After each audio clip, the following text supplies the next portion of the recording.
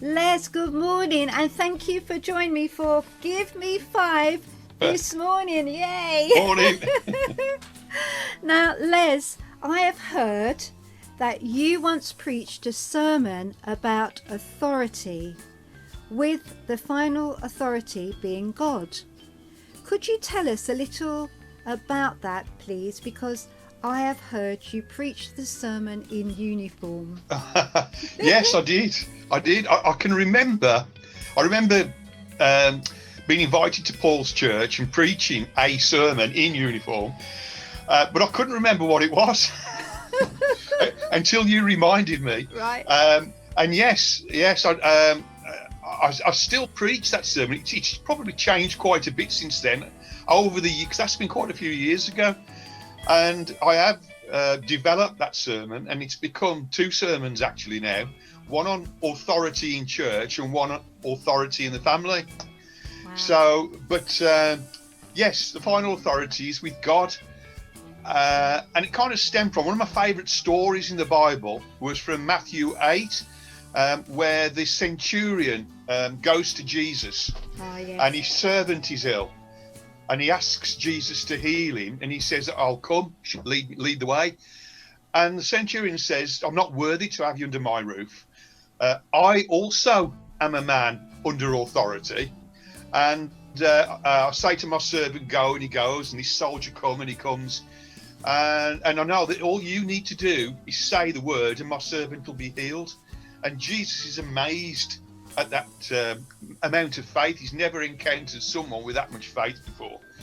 But it does point to a very important truth, that we're not people with authority or who have authority. In church, especially Christians, we are people under authority, and that works in the natural world as well as in the spiritual world. Yes. And I mean, I suppose it spoke to me because I was a policeman, and I recognised that my authority to go out on the street and arrest someone, to take someone's liberty, it wasn't my authority. It was the authority that came down through my sergeant, my inspector, my superintendent, the chief constable, the home secretary, the prime minister, all the way to the Queen. Yeah, And it exactly. was the Queen's authority that I was using.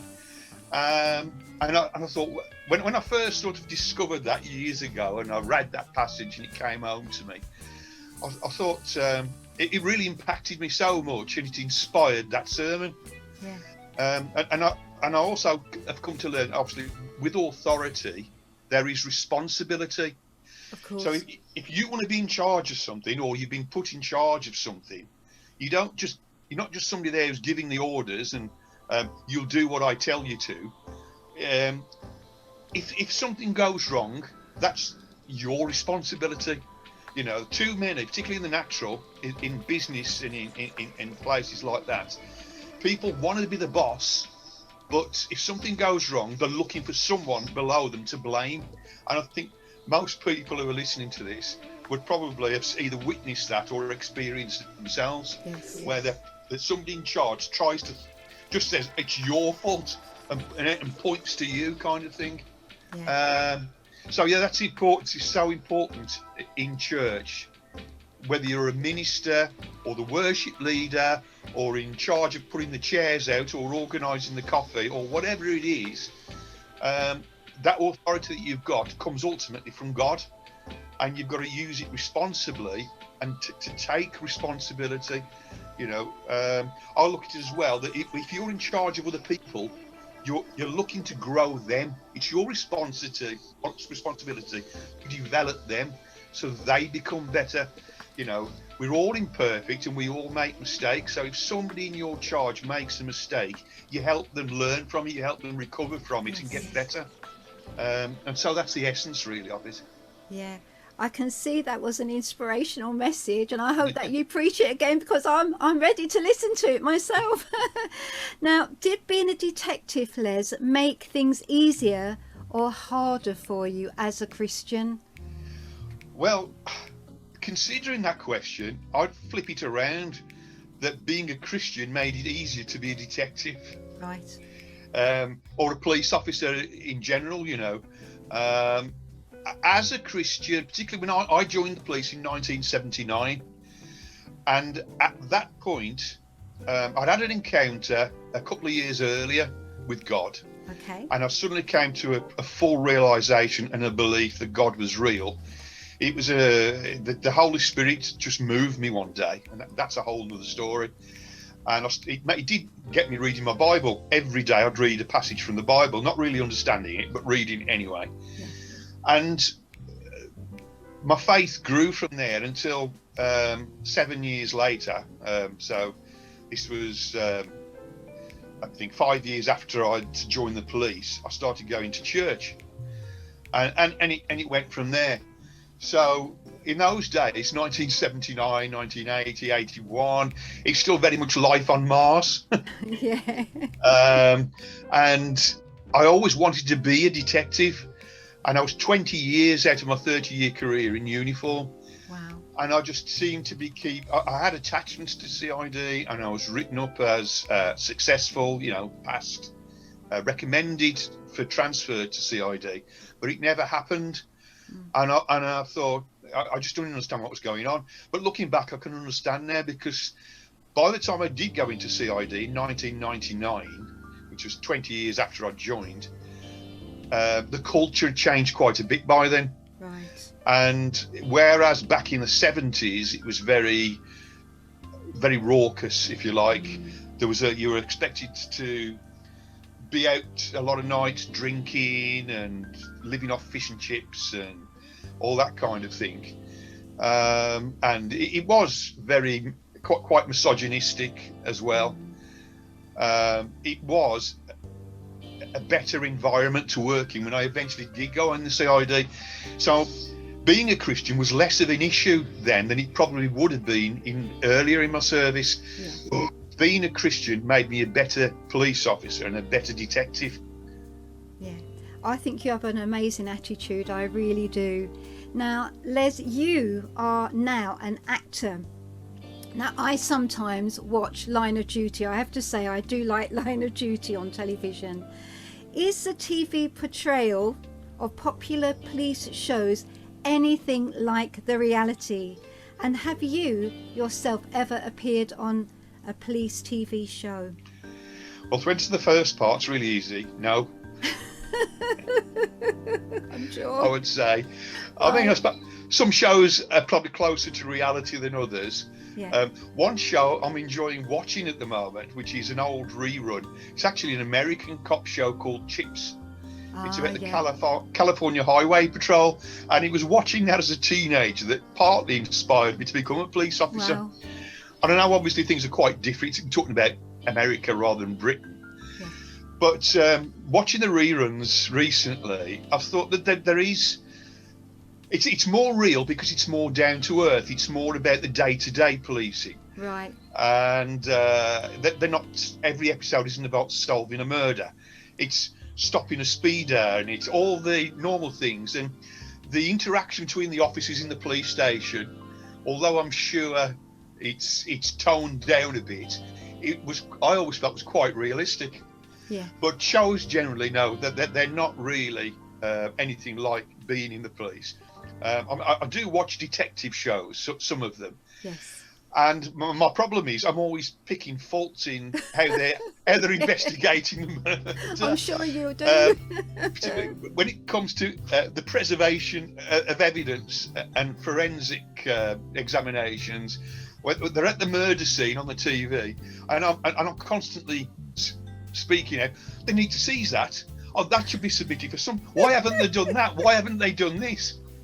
And I think it gets on Lorraine's nerves a little bit. Yeah. I mean, occasionally, a few minutes further down the line, the detectives in the story will do one of the things I've said, and I'll go, yes. They got it right. They got it right, yeah. But the second part of your question, there's one cop show that I've been in, and it was a series called WPC 56, and that was an afternoon BBC show. There were 3 series. And in the second series, I was several episodes, I was a police officer in that cop show. Right. But in the first series, I was a park keeper. And in the third series, I was a bookshop owner. But I did actually play a police officer in the middle series, in several episodes around the police station. I have played police officers in other shows. I've been a police officer several times in Doctors, which is the afternoon soap. Yes. I've made 1 or 2 arrests in that show. And Father Brown as well, the 1950s priest who's a sleuth. Again, the BBC in the afternoons. There's been 3 or 4 episodes where I've been a police officer in that, and in one I made the arrest in that as well. So that's what I've done police-wise. I do like watching Father Brown as well. So could you tell me 1 or 2 of the most interesting shows that for you personally that you have enjoyed? There's been some I've really enjoyed for different reasons. There was a show called The Game, which was a spy series, again on the BBC, that was probably about 3 or 4 years ago, maybe, just the one series. And there was a particular scene where somebody planted a bomb in one of the political party headquarters, and I was just a member of the public on the street, and it was filmed in Birmingham, and they closed this street off for the day, one Sunday morning, one Sunday, and we were there obviously all day, 8-9 hours, doing the same thing, rehearsing, because this explosion could only happen once. Long day. So they got this building set up where there was going to be this explosion, and all the windows were going to blow out, and all this debris was going to fly across the street. And there was buses and cars going by, like 1950s cars and a bus going by, and the windows were going to blow out of these cars as they went past. So that was this big action scene, and we as members of the public come rushing towards it to see what's going on. And it was a whole day rehearsing. Then at the end of the day, said, right, we think we've got it right now, everything's coordinated, now we're going to do it. And although it was quite a boring day, it was worth it to see the end result. It was really impressive.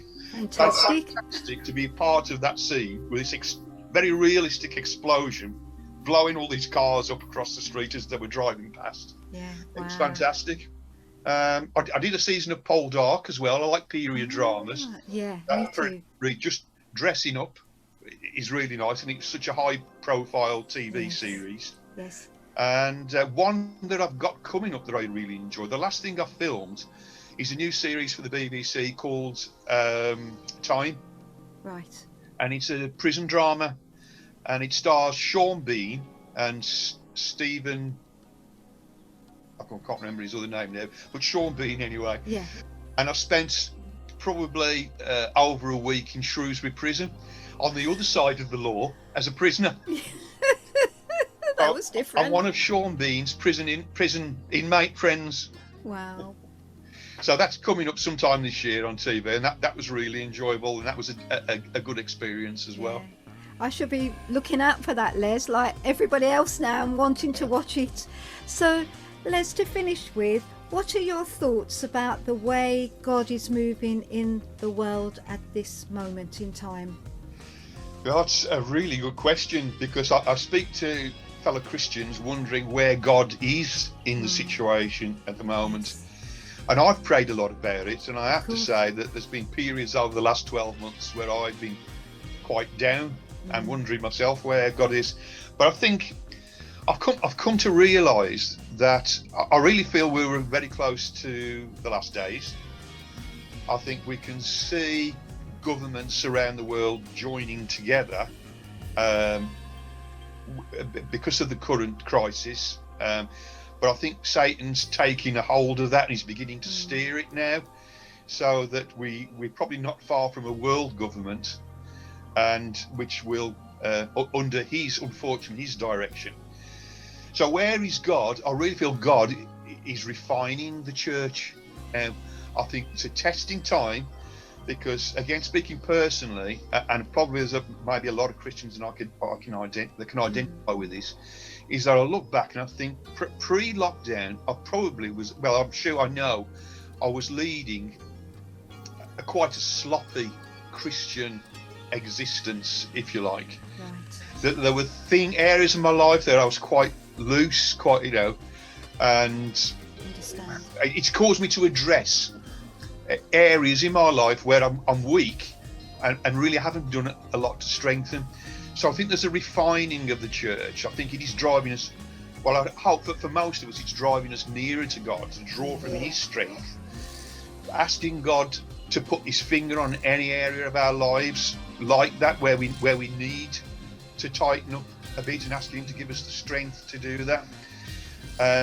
Because if it is nearly the last days, this is our last chance to be an Acts church to the world, to the people around us, to draw people to Christ, rather than thinking that we're a bunch of hypocrites. We're actually start to live it out, our walk with Jesus, as we've never done before. I think things are changing, like you say, Les, church-wise. And the thing is, we have to remember is that God is in control, that he is supreme, Yes.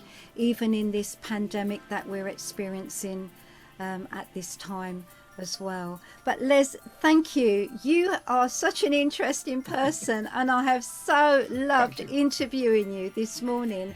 And thank you also for your honesty, what you shared with us, because this will speak to people this morning. So Les, I'm going to look out for you on some of these programs. I can't wait. So there's only one thing left to do. Give me 5. Yes. Yay. Les, thank you for this interview. It's been a great interview. Bless you. Thanks, I've Jeannie. really enjoyed interviewing you this morning. Bless Thank you. you.